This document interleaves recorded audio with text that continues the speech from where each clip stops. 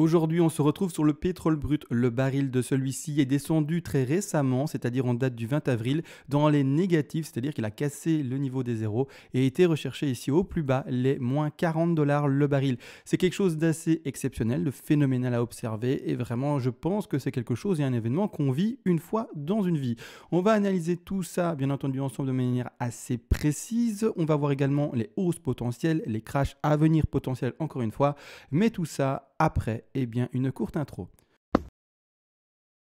Et bonjour à tous, aujourd'hui très heureux de vous retrouver sur le pétrole qu'on va analyser aujourd'hui suite à une demande d'analyse en particulier. Vous le savez, ça fonctionne d'ailleurs par donation. Quand vous voulez en fait aider la chaîne, c'est-à-dire que vous vous dites le petit gars en vidéo il fait du bon travail, etc. J'ai envie qu'il continue. Quelqu'un qui est récompensé pour son travail continuera dans le temps. Et c'est-à-dire que ça fonctionne par palier. Quand vous faites une donation à la chaîne, selon les paliers atteints et vers les premiers paliers, je vous envoie en contrepartie de votre donation toutes les règles d'Elliott en français. Ainsi par vous-même pourrez également créer des plans de trading, c'est-à-dire faire des projections de prix avec des points d'entrée calculés, un stop loss de placer et également des take profit partiels de placer par après. Également, vous pourrez faire des scénarios long, moyen, très long terme sur l'actif de votre choix. Et en plus de ça, selon la donation atteinte et vers les derniers paliers de donation, vous pouvez me demander une analyse à la demande, une expertise comme aujourd'hui par exemple, sur l'actif spéculatif de votre choix. Et aujourd'hui, en l'occurrence, ça sera le pétrole brut. Alors, pétrole brut, on l'avait déjà analysé, il n'y a pas le moindre souci. On voyait la même figure, attention, pas exactement la même, mais la même figure en macro. C'est-à-dire que pour ma part, on était encore et toujours dans une WXY, d'accord? On n'avait pas envisagé un pétrole qui allait sous les zéros, clairement, d'accord? C'est vraiment quelque chose qui m'a échappé et je ne sais pas qui l'aurait vu, entre guillemets, mais clairement, on n'avait pas vu le sous zéro, d'accord? On voyait, il est vrai, un rebond de W vers une X, d'accord, mais encore une fois, par après la Y. Donc ça, la figure n'a pas changé, entre guillemets, la macro. On reste toujours, on est encore dans la même. Mais la sous-figure de la W vers la X, elle change, d'accord? C'est-à-dire qu'on part au contraire dans quelque chose qui devrait éjecter et trouver une X au-dessus du zéro. On voit ici, vous voyez bien, au moins 40. C'est-à-dire qu'on va plutôt dans une flat qui est ici en l'occurrence en étendue ou en running, d'accord? Donc on va regarder ça plus précisément et on va voir finalement, c'est bizarre, mais les objectifs de vente, d'accord? Donc c'est-à-dire que pour ma part, sur le pétrole, on est encore baissier pour un bon moment. On est sur un cours qui est avec son top connu depuis 2008 et ce n'est pas parti pour s'arranger. Donc maintenant, ça fait plus de 10 ans, 12 ans que le cours du pétrole oscille entre les très bas. Ici, on était ici aux alentours de 2009, aux alentours des 34 dollars. On est remonté vers les 112 et puis après, on est redescendu de nouveau vers les 25. Et on a fait pour le moment que des plus bas, avec ce récent plus bas, comme vous voyez ici, à moins 40. Bon, là, c'est clair, on est dans une tendance baissière. Pour ma part, ça ne s'arrange pas. C'est pas parce qu'on a, entre guillemets, touché les moins 40 que je vois déjà un marché haussier et dire que maintenant, voilà, on a touché les moins 40, donc d'office, on est haussier et on ne fera plus de plus bas. Alors là, attention à ce que je vais expliquer, je ne spécule pas un pétrole qui ira de nouveau au moins 40, mais vous allez voir que n'empêche, j'ai un gap énorme qui est sous la barre des zéros et qui pourra amener notre petit pétrole de nouveau dans un cas négatif. Alors, aucune idée fondamentalement, c'est-à-dire qu'est-ce qui pourrait se passer dans le monde pour expliquer à nouveau un pétrole qui va dans le zéro. J'en ai aucune idée. Ici, je ne fais que du travail technique, mais on va en parler bien entendu ensemble. Comme dit, la macro ne change pas. Donc, c'est-à-dire que la WXY qui est en jaune indiquée ici, comme on l'avait déjà analysé précédemment, descend en A, B, C. Là, on va en reparler. Elle est complètement validée. Les retracements sont bons, etc. Bon, je le fais vite fait, juste pour le montrer, mais grossièrement, voilà, on est bon. Et ça ne change pas. Rien ne change par rapport aux analyses précédentes du pétrole. Donc, on va chercher au-delà des 61,8 pour le retracement que vous voyez ici. Et par après, on va également rechercher l'objectif d'une C. C'est-à-dire qu'on va prendre ceci, on va au sommet, on va en bas de la A, on va au sommet ici, fin de figure d'ailleurs, et on va chercher les 67,4. Ce ne sont pas des objectifs, il est vrai, communs, mais ici, pour ma part, avec tous les sous-décomptes que j'en fais, etc., je le vois bel et bien ici comme une zigzag qui baisse. 3 vagues baissières, comme vous le voyez, un rebond par après qui a été fait depuis en fait 2016 jusqu'au plus haut de ce rebond aux 77 dollars qui a été fait ici vers les années de 2018. Ce rebond-là a dépassé les 38,2. Donc ici, on va regarder. Il faut absolument en fait dépasser les 38,2% de Fibonacci de retracement de la première vague baissière pour valider une X. Si on ne va pas chercher les 38,2, on ne valide pas de X. Donc ici, vous le voyez à l'écran, je vais zoomer dessus. Les 38,2, ils sont ici, ils sont un peu cachés par la mèche, donc je vais bouger ça à gauche. Vous voyez ici 38,2. C'est-à-dire que ces 38,2, c'est la ligne un peu jaune bizarre. Donc ici, jaune kaki. Donc ici, on dépasse les 38,2 avec le cours, d'accord, le cours il est là, les 38,2 sont là, on les dépasse, on peut valider une X ici en l'occurrence. Donc ici, on est bon.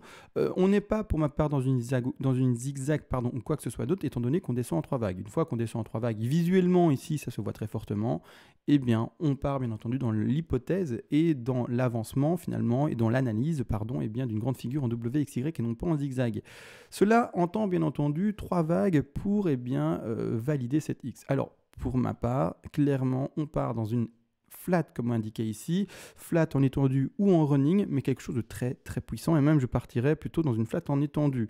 Continue, je pense pas, étant donné qu'il y aura un gap à combler, donc on va vraiment rester dans une flat plutôt en étendue, comme indiqué ici, comme vous le voyez. C'est-à-dire que pour le moment, on est monté, ça ne change pas. Beaucoup de sous-décomptes ne changent pas. Il y a juste là, ici, là, ça qu'on n'a pas prévu avec une baisse aussi puissante, c'est quelque chose de si phénoménal. Clairement pas prévu du tout.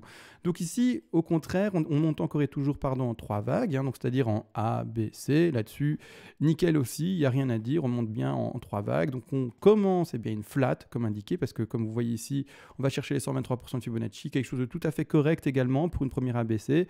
Et après, alors là, boum, le crash. Alors c'est vraiment, comme dit, voilà, celui qui a trouvé ça, qui avait spéculé le crash à moins 40, moi je l'applaudis, je dis bravo, vraiment tout mon respect. Moi j'y ai pas réussi. Bon voilà, après je ne sais pas s'il y a des gens qui ont réussi à le faire et qui avaient déterminé un crash comme celui-là. Maintenant, vraiment, comme dit, tout mon respect pour les personnes qui ont réussi à le faire. Là, maintenant, on peut qu'observer et voir l'historique qui s'est passé. Un crash phénoménal, incroyable, moins 40, comme vous le voyez. Pour ma part, comme dit, on est dans une flat et donc on est descendu en 3 vagues. A, B, C. Extension sur C, bien entendu. On a été chercher des objectifs extrêmement profonds. On ne va pas se le cacher. C'est quelque chose d'énorme. On a été chercher en delà des 261,8. On a été chercher vraiment très, très, très loin dans ces objectifs-là. Vraiment très bas pour retrouver bien le creux, finalement, l'espèce de bottom que l'on pourrait reconnaître. Parce que je vous le dis, revoir peut-être un pétrole à moins 40, ce n'est pas quelque chose que j'envisage. Pour moi, on a trouvé le bottom. Maintenant, encore une fois, comme vous le savez, tout peut se passer dans ce monde-là et il faut être préparé à peut-être aller de nouveau là-bas en bas.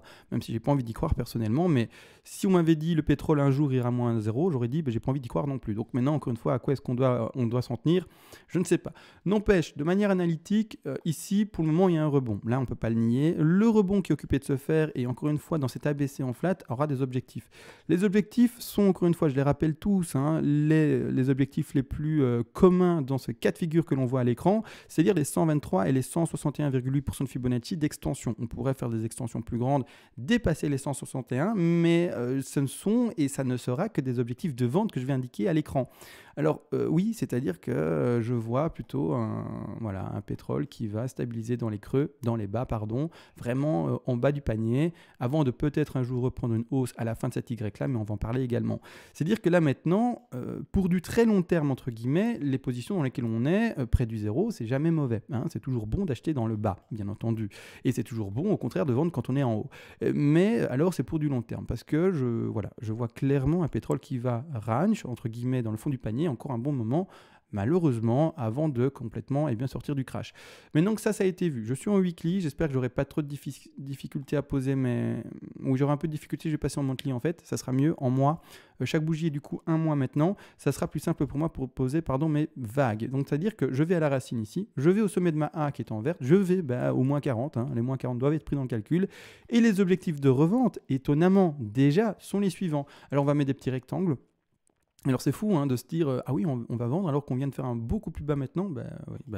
C'est ça, c'est les plans de trading, les plans d'investissement, et c'est quand on ne fait pas bien entendu entrer ses émotions et ses a priori et ses idées etc en compte. On ne met qu'un plan de trading, un plan d'investissement si vous le voulez également sur du plus long terme, mais c'est tout, et c'est pas émotionnel, et c'est pas mais c'est plus possible ou c'est possible ou non, il n'y a pas de ça, on n'en sait rien et donc on met un plan en place.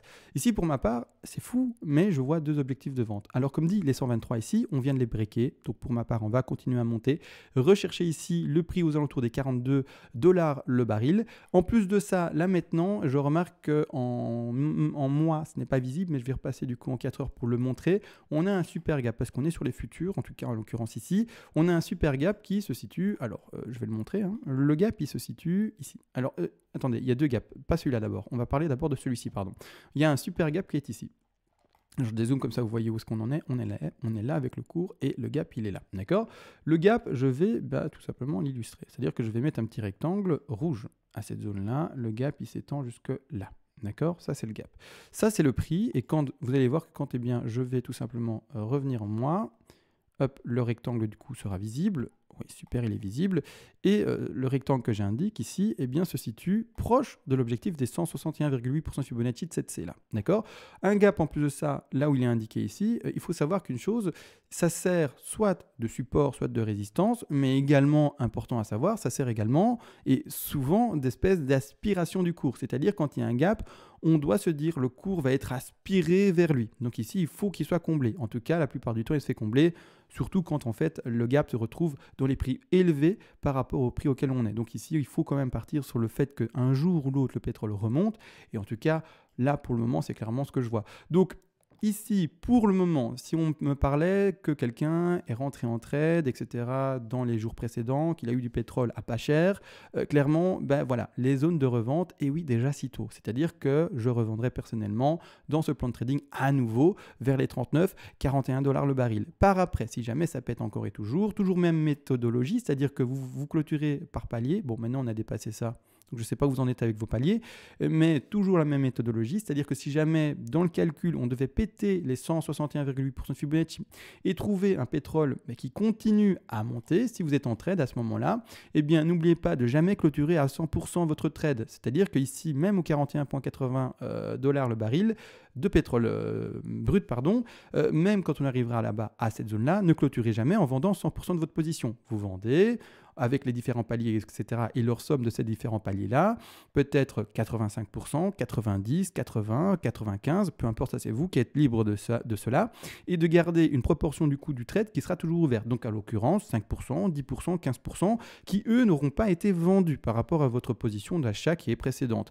Dans ce cas-là, si jamais mais le cours voulait continuer à péter à la hausse parce qu'il n'en a rien à tute de nos objectifs donnés en vidéo par exemple, et qui continue à péter à la hausse, dans ce cas-là, vous seriez encore dans le trade et très heureux d'être dedans, d'accord? Maintenant, si jamais ça ne se vérifiait pas, c'est-à-dire qu'au contraire, le pétrole dit « Oh waouh, il a mis un objectif, je m'arrête dans son objectif et c'est parfait, je fais tout ce qu'il dit. » Dans ce cas-là, tant mieux, on est très heureux et que ça fasse ça, tant mieux. Mais dans ce cas-là, la même chose, vous n'aurez pas clôturé complètement votre trade, vous verrez le prix aller dans l'objectif parfait, nickel, et à un moment, une réaction baissière. Au moment de la réaction baissière, quand vous vous direz « Bon, ok, là, le cours, il est en train de descendre, il a touché pile poil, par exemple, la zone des 161,8% de Fibonacci, donc je remontre, comme ça vous le voyez, petit ici, hop, je le place ainsi, on va vraiment au moins 40, donc les moins 160 ils sont là, pas les moins 160, les 160, pas les moins 160, excusez-moi, les 161,8 donc à 42 $ le baril. Vous voyez que le cours, il monte là, il y a une réaction baissière par après et qui casse des niveaux de support qui pour vous est super important, qui sont invalidants du scénario haussier et qu'on repart vraiment dans une correction et que ça va rechuter.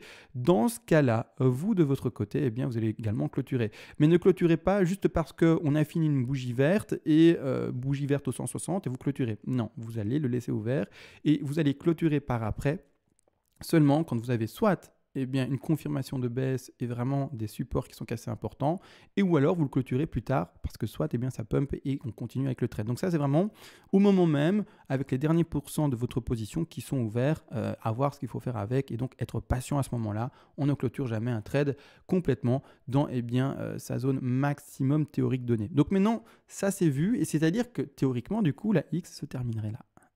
Ici, d'accord? Alors elle est toute petite. Je vais remettre ça en retrait et je vais lui mettre un degré vraiment beaucoup plus intermédiaire, voire même en minuscule, comme ça on ne les voit plus beaucoup et on va pouvoir parler de cette X-ci. Alors, c'est-à-dire que oui, vite vendeur, j'aurais aimé donner vraiment une hausse beaucoup plus importante à ceci, etc. Vraiment quelque chose de beaucoup plus agréable à annoncer. Malheureusement, ce n'est pas le cas. Voilà, comme dit, mes émotions, je n'en prends pas part et je ne dis que ce que je peux lire comme résultat. D'accord? Donc ici, ah oui, également, c'est vrai, on va repasser en 4 heures. C'était super important. Et oui, d'ailleurs, on va y arriver. Non, ça va. Je vais rester en monthly et puis on va passer en 4 heures. Donc là, maintenant, premièrement, je vois une X, d'accord? Et puis après une Y.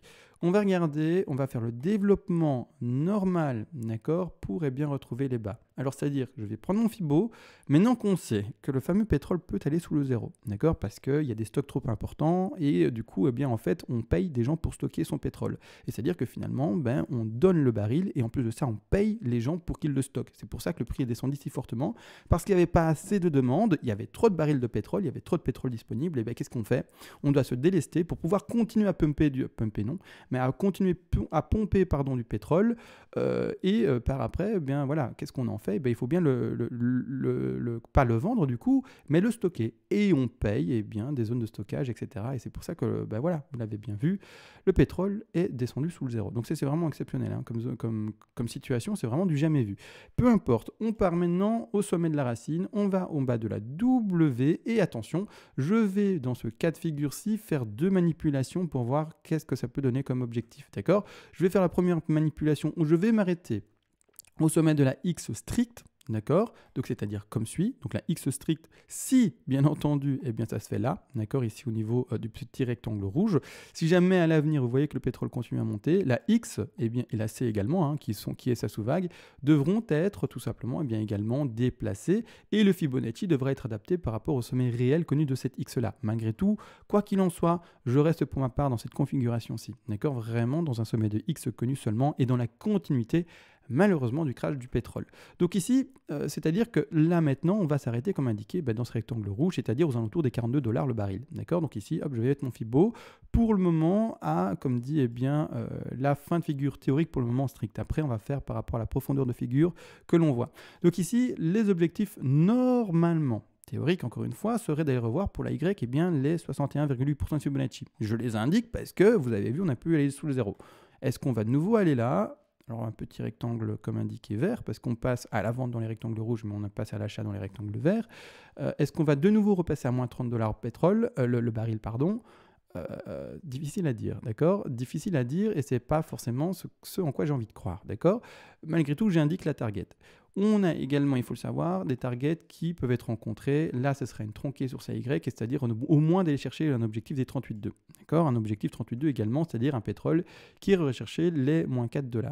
Maintenant, on va regarder. Et retenez que ça, ces deux-là, donc je vais mettre en tout petit, donc ceux qu'on croit, entre guillemets, le moins, sont vraiment très profonds. Je vais les mettre comme ça, d'accord? En petit, comme ça, on sait que c'est par rapport à la fin de figure pour le moment théorique, comme indiqué.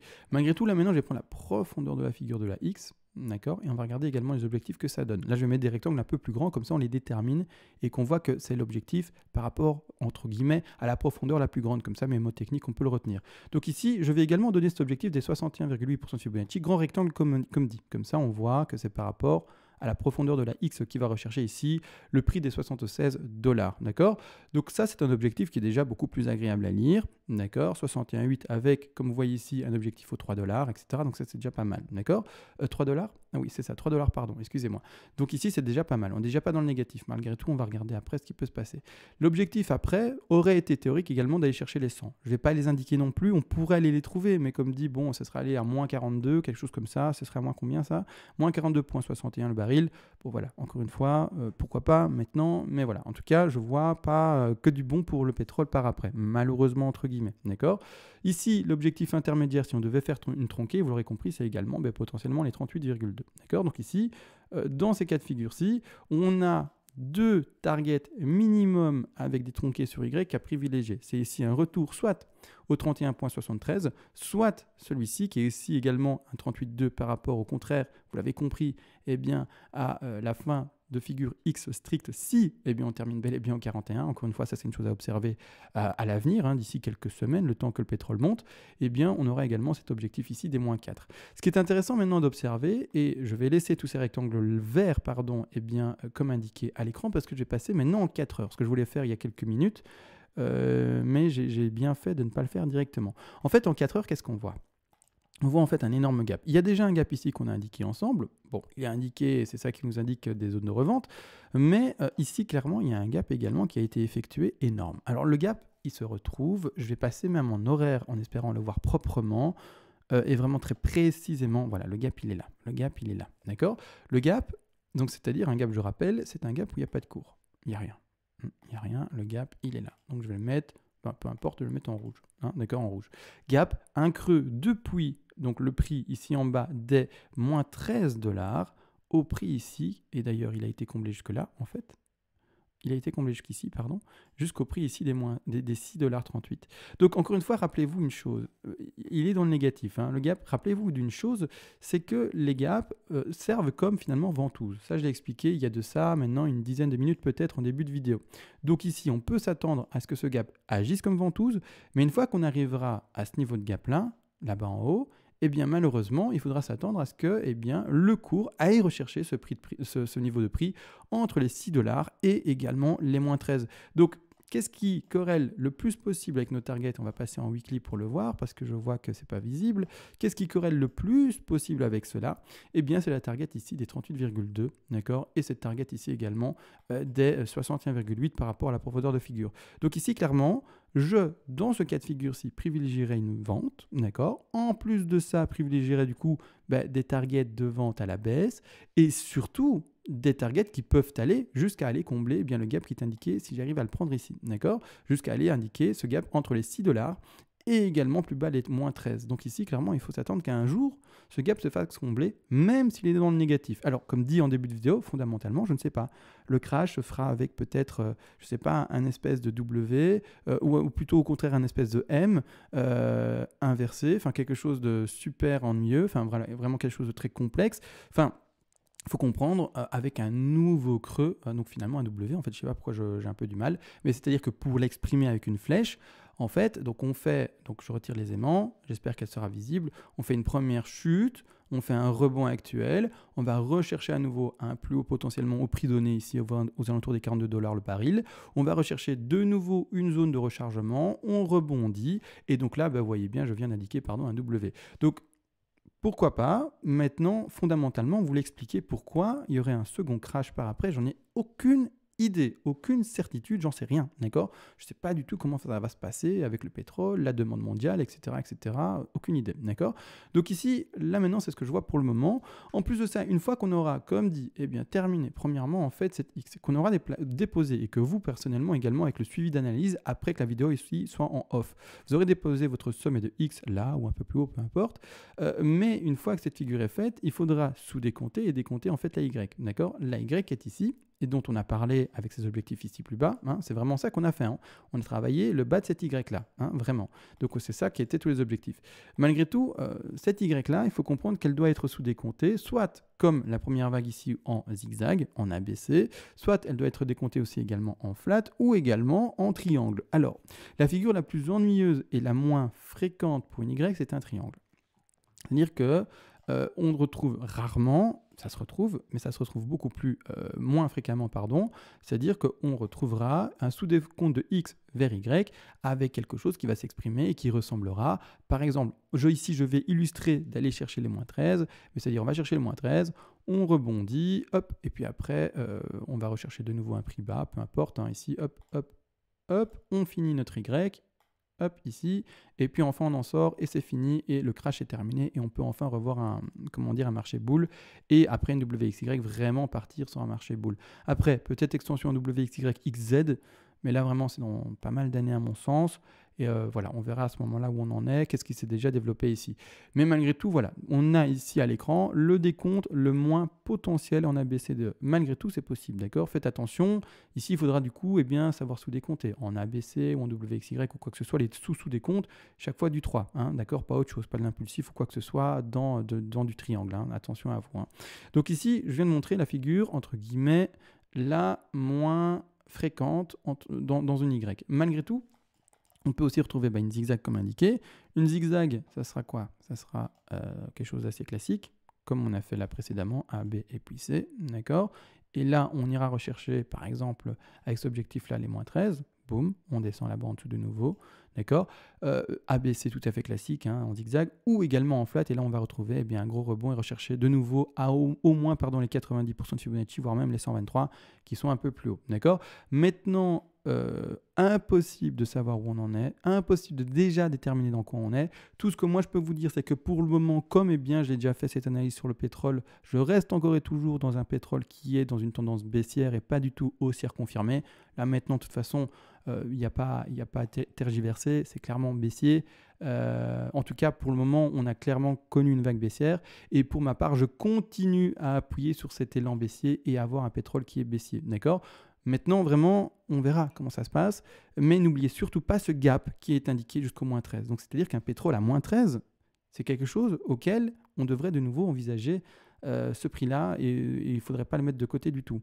Donc là, maintenant, pour le pétrole, comme vous le voyez, baissier, baissier, baissier.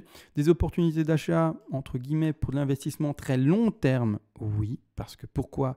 Un prix qui est bas est toujours intéressant, d'accord ? Un prix qui est haut est toujours intéressant à la vente, c'est-à-dire qu'un prix qui est bas est toujours intéressant à l'achat. Mais alors, il faut comprendre une chose, c'est que c'est de l'investissement long terme. On est pour ma part encore dans un crash. Il n'y a pour le moment aucun signe de retournement de tendance, il n'y a aucun signe qui nous indique que le pétrole est haussier, vraiment aucun. Et c'est-à-dire que soyez prudents si vous voulez investir sur le pétrole. Dites-vous que si vous allez acheter du pétrole peut-être à 25 $, les prix vont osciller, il est vrai, mais ne vous attendez pas à un pétrole qui va d'ici très peu de temps faire ceci. D'accord ? Pas du tout. Voyez plutôt une évolution du pétrole comme, premièrement, des petits crashs, mais comme ceci, d'accord ? Comme vraiment une intervalle entre un gros niveau de résistance et de support, d'accord ? Avant de pouvoir s'extraire. Mais attendez vraiment le développement complet de figures, de décompte, et par après également un développement, entre guillemets, également complet pour pouvoir, haussier, donc un développement complet haussier, pour pouvoir, valider la fin d'un crash et vraiment se dire, ok, maintenant on est dans un niveau haussier et dans un marché haussier. Pour le moment, à l'écran, personne ne peut dire qu'on est dans un marché haussier et que du contraire, on n'est que dans du baissier. Il n'y a que des plus bas qui sont toujours plus bas et des plus hauts qui sont toujours plus bas, et cela par rapport à leur précédent. Donc là, maintenant, à l'écran, aucune indication de rien du tout. On pourra potentiellement voir et indiquer, du coup, vous l'aurez compris, je vais retirer les petites flèches, un marché haussier pratiquement validé en mettant tout simplement des vagues. Une fois qu'on aura fini notre Y, par exemple, des vagues haussières, 1, 2, 3 ici, vagues, donc par exemple le début d'une ABC, pourrait conforter le début d'une hausse, dire maintenant on est peut-être sorti du crash parce qu'on dépasse en plus de ça le sommet de cette X là, d'accord ? Mais en plus de ça, par après, une fois qu'il y aura de nouveau un petit crash, enfin une petite correction, et qu'on recassera le deuxième plus haut, le premier plus haut ici, le deuxième plus haut là, et ici, là, on fera un troisième plus haut. À ce moment-là, vous aurez une réelle confirmation et vous pourrez dire c'est bon, le pétrole est haussier. Mais tant que vous n'avez pas ça, vous ne savez pas. On est encore et toujours dans un marché de bear, un marché baissier, et tant qu'on n'a pas fait 5 vagues haussières en cassant le sommet de cette X ici, entre parenthèses, vous ne pourrez jamais affirmer qu'on est haussier sur le pétrole. Moi non plus, d'accord ? C'est important de comprendre. Voilà, c'est une indication technique. Tant que le prix ne fait pas 3 plus hauts, c'est-à-dire 1, 2, et puis qui casse ce deuxième plus haut pour faire un troisième plus haut, on ne peut pas partir dans l'hypothèse d'une hausse, et en plus de ça, vous ajoutez en plus le fait de casser le sommet de cette X, et donc c'est-à-dire casser vraiment la zone de résistance entre les 43,99 et plus profondément ici les 77. Malgré tout, normalement, je préfère le dire, on ne devrait pas casser la zone de X qui est indiquée. Alors je retire les flèches ici, ça me gêne, à chaque fois ça le dessine quand je ne le veux pas, mais on ne devrait pas casser le sommet de X. Donc on observe où se termine cette X là. Une fois que vous aurez déposé la X, que vous verrez le développement par après qui descend du pétrole, on ne devra pas repasser au-dessus pour confirmer un marché bear, d'accord ? Dès qu'on aura cassé ce sommet de X ici, en jaune, là au contraire, vous pourrez dire ok, on commence à partir dans un marché haussier et maintenant on peut vraiment parier sur un potentiel plus haut du pétrole pour le baril et qui était aux alentours des, je vais retirer ça pour voir plus précisément, qui était aux alentours des 147 euros, pas du tout, mais dollars, pardon, le baril. Donc voilà. Là maintenant, tout a été dit. J'espère que j'ai répondu à la demande.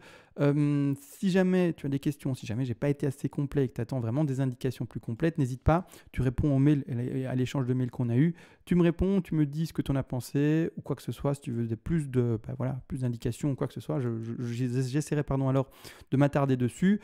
Si tu n'as pas compris quelque chose également, pas de souci. Enfin bref, par mail, on continue l'échange qu'on a fait ensemble et il n'y a pas de souci là-dessus. Sur ce, tout a été clairement dit pour moi. Donc bear, avant de commencer à monter avec le cours potentiellement. Et c'est-à-dire que plusieurs années encore d'un marché qui est baissier, comme on le connaît depuis l'année de 2008-2009. D'accord ? Donc depuis finalement le fameux crash qu'on a connu. Boursier déjà précédent. Donc, depuis là, on est baissier et ce n'est pas fini à mon sens. Sur ce, on se laisse réellement, on se voit d'ici peu, parce que j'ai reçu beaucoup d'analyses à la demande. J'essaye de satisfaire encore une fois les demandes en faisant beaucoup d'analyses. J'essaye d'en faire au moins 2 par jour, mais c'est vraiment beaucoup et il faut vraiment que je charbonne. Sur ce, réellement, on se laisse. Merci encore une fois à tous d'être là pour m'écouter et de regarder finalement mes plans de trading et de me faire confiance. Voilà, tout a été dit. On se laisse et ciao.